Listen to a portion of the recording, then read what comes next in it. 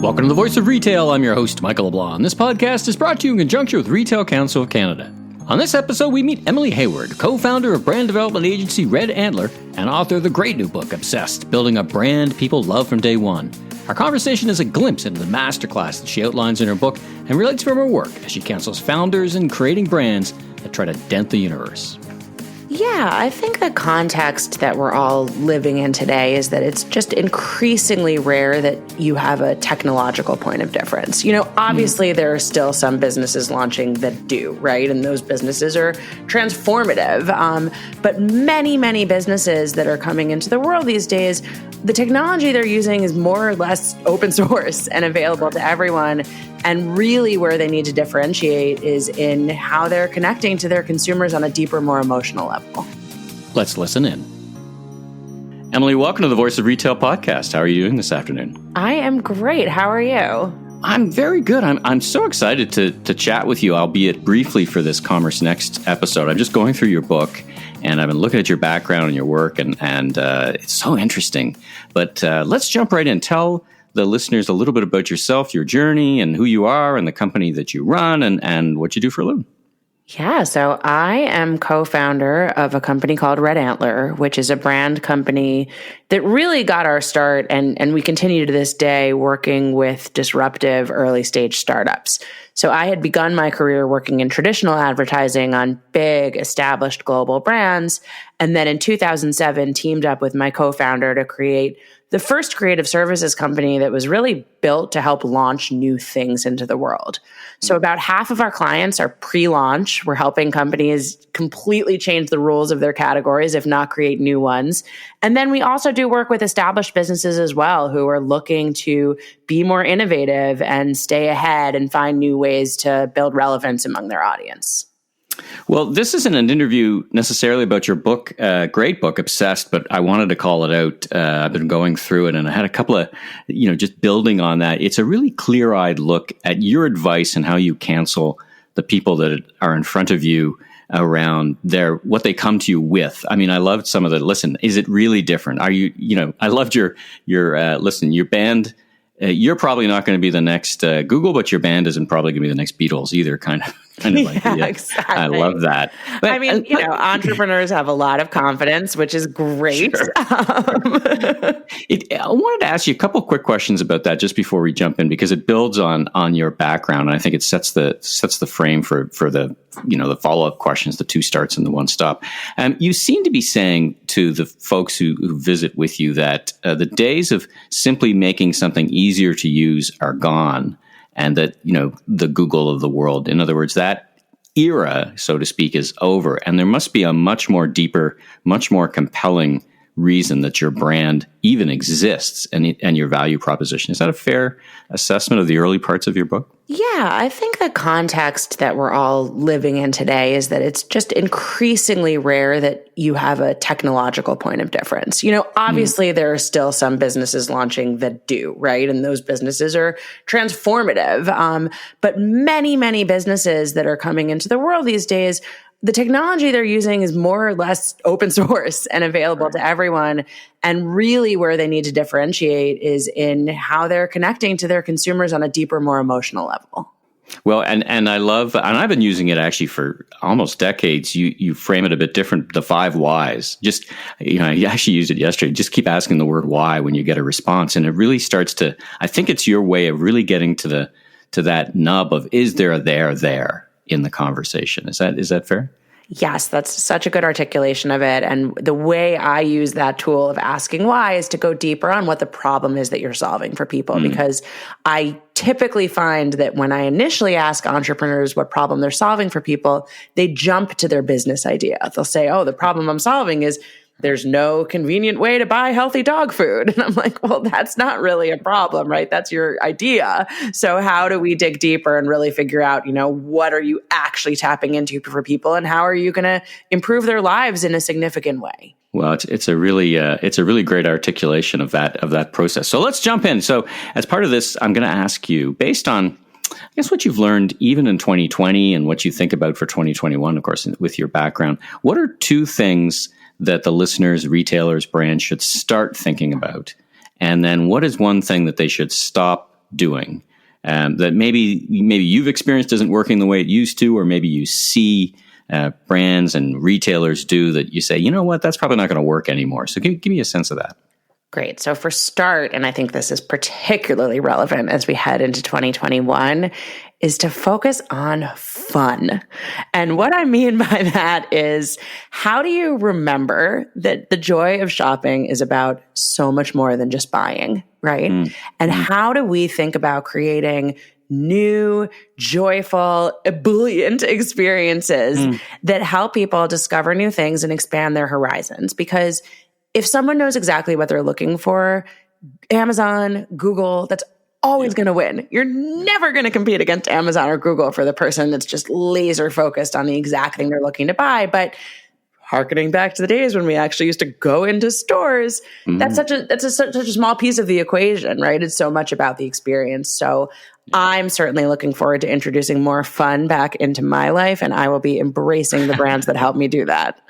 Well, it really seems like it's the whether it's the acceleration or the continued evolution of this bifurcation, whether you're either experience or you're efficient. And as you say, it's impossible practically for most, if anyone, to be more efficient than the Amazons of the world. So you're not going to win that battle. But this experiential part is, I mean, it's the word's been kicked around for a while, but I think what you're encouraging is people to bring meaning to that word, particularly in the post-COVID era, yeah? Yeah, I mean, I think it's a word that's been said for a long time, you're right, as has curation and a bunch of other buzzwords, but who's really delivering on it?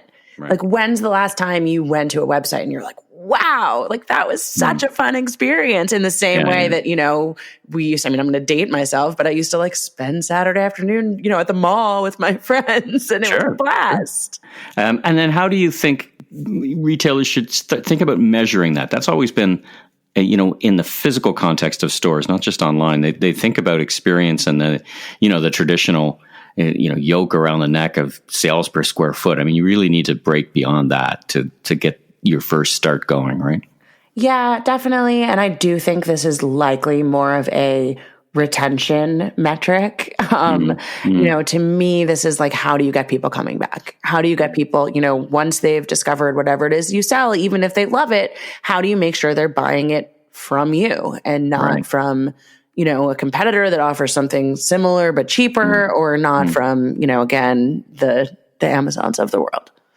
Well, there's a store I'm in Toronto. There's a store not too far from me that Canada Goose set up pre-COVID. Anyway, they're in the before time, their experience store, where they had this cold room, and you just experienced, and you walked through the Arctic basically to experience the brand. But they didn't sell the brand there. They encourage you to go. They would ship it to you or whatever. But I think that's starting to take root in terms of the sale doesn't necessarily have to happen at that moment, but you got to make sure it happens at some point. And right? I think the sale can happen at that moment too. I mean, I don't know if you've ever been in a Yeti store, but they're so fun to walk around and so inspiring, and they make you want to buy every single thing you see. I always go in there not expecting to buy anything, and I leave having spent hundreds of dollars. Yeah, I tend to stay away from that store for that very reason. Smart. Okay, so that's a great first start. What's the second one? So my second one is to start thinking about sustainability, not just as a communications pillar. I think we talked to a lot of brands who were like, oh, we need to talk about sustainability, but really as a prompt for innovation, baking it in as an essential business practice, and frankly, as a way to stay ahead. Because I think consumers are only going to become more thoughtful and more discerning about both what they're buying and how they're buying it. And while this feels like right now it's this almost niche, nice to have, extra carrot, I think the people who are getting ahead of this and really thinking about sort of how to push the conversation and activity into the future are going to ultimately be the ones who win. Yeah, it feels like it's going to come roaring back as an issue. I mean, when I deal with a lot of grocers, and of course it's kind of got sidelined a bit, the bring your own bags got replaced by the reintroduction of plastic bags, unfortunately, because of COVID. But it does feel, and I think the sense is that it's going to come roaring back even more so as a key brand attribute, that you really have to demonstrate something to it, right? Again, back to there's got to be a there when you just say more sustainable, right? Yes, definitely. I mean, again, just speaking as myself as a consumer, I feel really dirty about some of the things I did this past year, just the return to single use and, sort of all the bad habits that we let creep back in out of fear. And a focus on a perception of safety. But truthfully, like there is no greater threat right now than climate change. And even COVID is a result of climate change. So, we need to get back on this. Yeah, we'll look forward to the post-COVID era. We can get back to that. Let's talk about the one thing that brands and retailers should stop doing. Well, I actually am excited because it ties directly to what you asked me before about more experiential shopping experiences. So I think that we all need to stop thinking about brand marketing and performance marketing as two separate things. I think that great brand marketing should ultimately be measurable, right? It needs to have an impact on your business.